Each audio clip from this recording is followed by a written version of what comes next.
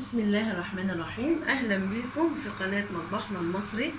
والنهاردة ان شاء الله هنعمل الكوارع بالمرق الصعيدي بمناسبة عيد الاضحى. كل سنة وانتم طيبين. وان شاء الله هنعمل حاجات تانية كتير برضو من اللحوم.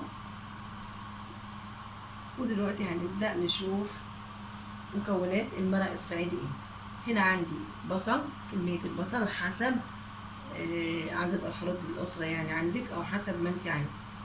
هنا انا عامله كيلو ونص بصل او اكتر لاني ما وزنتش طبعا. 3 طماطمات متقطعين. البهارات بتاعته فلفل اسمر، شطه، بهارات لحمه، والملح انا رشاه على البصل، والكوارع. وهعمله في البرام الصعيدي اصلا، ولا الكوارع دي جايه لي من الصعيد لسه دلوقتي حالا، فقلت اعملها معاكم ونشوف هنعملها ازاي ان شاء الله. ده هنا البرام الصعيدي انا عملت لكم فيه قبل كده. دلوقتي اول حاجه هعملها هنزل الكوارع في الميه بتغلي اهي زي ما احنا شايفين.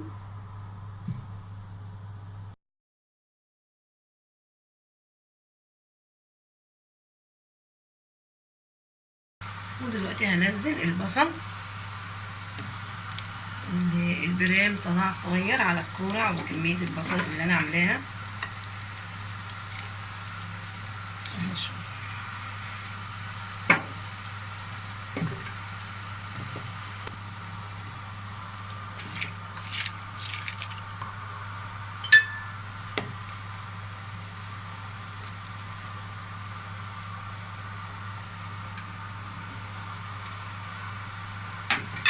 وكل ما هيدخل في السوا كل ما هيغلي كل ما هيدبل البصل وينزل تحت.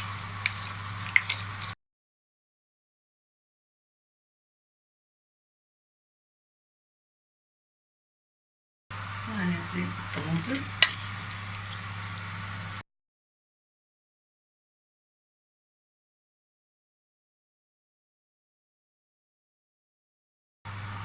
والثوم صحيح اهو زي ما احنا شايفين.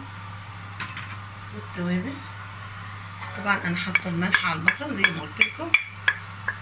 ده كده الفلفل الاسمر وبهارات اللحمه والشطه بس مش اكتر. بس كده بيتغطى وهقلب فيه كل شويه وهنشوفه ان شاء الله مع بعض. هضيف معلقه سمنه بلدي.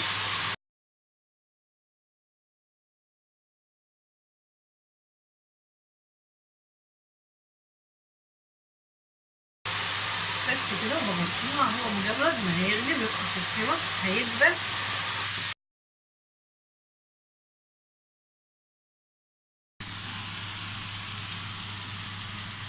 وده باقي البصل يا جماعه اللي ما اخدوش البرام.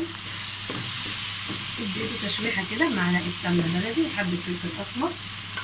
وطبعا انا رش عليه الملح وهبدا اضيفه على البرام.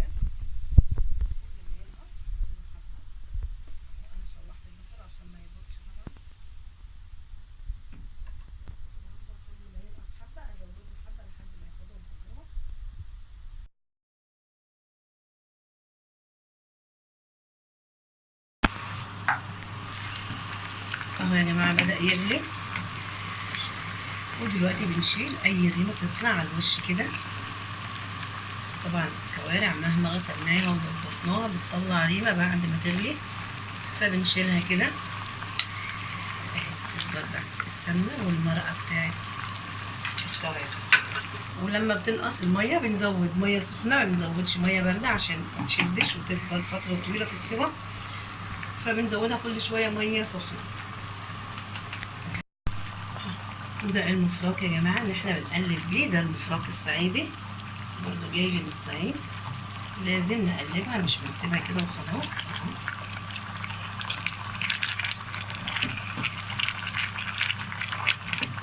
شايفين البصل عمل ازاي ولون الشرب بقى شكله ايه اهو.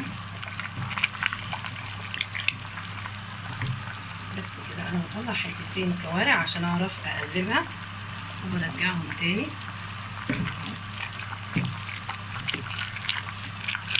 لازم يتقلب من تحت عشان ما يشتش. مش بنسيبه يعني كده وخلاص هنغطيه ونسيبه كده وخلاص لحد ما تستوي، لا بنقلبها من وقت للتاني. نرجعهم تاني كده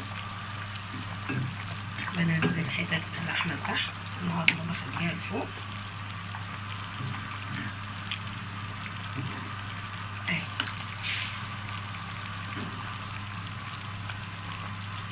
بس كده نغطيها، لو لقيتيها بتكب طبعا بنشيل الغطا.